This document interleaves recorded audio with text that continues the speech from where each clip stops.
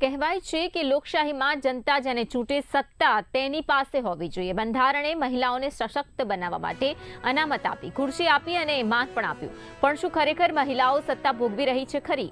કે પછી અસલી સત્તાની જે ચાવી છે તે પત્નીના નામે પતિદેવના ખિસ્સામાં ફરે છે? આવા જ ગંભીર સવાલો અત્યારે જૂનાગઢના કેશોદ નગરપાલિકામાં ટોક ઓફ ધ ટાઉન બન્યા છે। સરકારી તંત્ર નિયમોથી ચાલે છે અને સરકારી સંસાધનો જનતાની સેવા માટે હોય છે, પરંતુ શું કેશોદ નગરપાલિકામાં નિયમોનું સરેઆમ ચીરહરણ થઈ રહ્યું છે? સવાલ મોટો છે, કારણ કે ચર્ચા હવે શેરી અને ગલીએ ગલીએ પહોંચી છે કે ખુરશી પ્રમુખની પણ પાવર પતિનો। ચર્ચા છે કે સરકારી વાહનના દુરુપયોગની, ચર્ચા છે પ્રમુખની ખુરશી પર પતિરાજના કથિત કબજાની।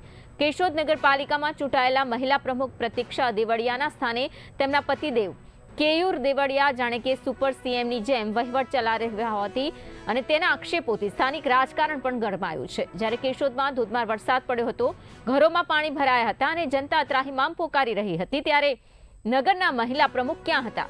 એવો સવાલ ઉઠ્યો છે।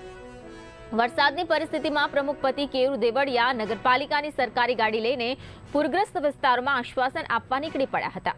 નગરપાલિકાના સરકારી વાહનનો ઉપયોગ કરવાનો અધિકાર ચૂંટાયેલા પ્રમુખને છે કે પછી તેમના પતિદેવને? સરકારી પ્રોટોકોલના લીરે લીરા ઉડાડતા આ દ્રશ્યો કોના ઇશારે સર્જાઈ રહ્યા છે? તે સૌથી ગંભીર પ્રશ્ન છે। સવાલ એ પણ છે કે નગરપાલિકાના સરકારી વાહન અને ઓફિસનો દુરુપયોગ કોઈ બિનહોદ્દેદાર વ્યક્તિ કેવી રીતે કરી શકે? શું મહિલાઓને માત્ર ચૂંટણી જીતવા માટે રબર સ્ટેમ્પ તરીકે જ આગળ કરવામાં આવે છે? સરકારી મિલકત એ જનતાના ટેક્સના પૈસા છે, કોઈની જાગીર નથી। કેશોદની જનતા હવે જાગૃત બની છે અને સવાલો પણ પૂછી રહી છે કે પ્રમુખની ખુરશી કોની, સત્તા કોની અને સરકારી ગાડી કોના માટે?